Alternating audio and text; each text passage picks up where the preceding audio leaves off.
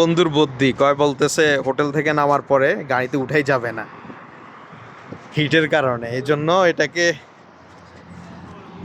আমাদের ভাইয়েরা কার্পেট দিয়ে দেখিয়ে দিচ্ছেন। এই হোটেলে আমরা উঠবো, এটা তাইফের মিকাতে আছি। এখান থেকে আপনার ওমরার সামানগুলো নিয়ে নিলাম।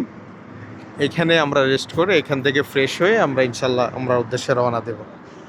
মসজিদে আর যাওয়ার প্রয়োজন নেই ইনশাল্লাহ। আমরা হোটেলের দিকে যাচ্ছি সব কিছু নিয়ে। দেখি হোটেলের কন্ডিশনটা কি।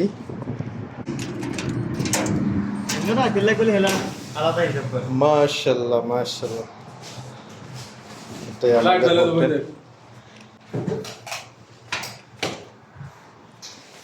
তিনজনের বেড,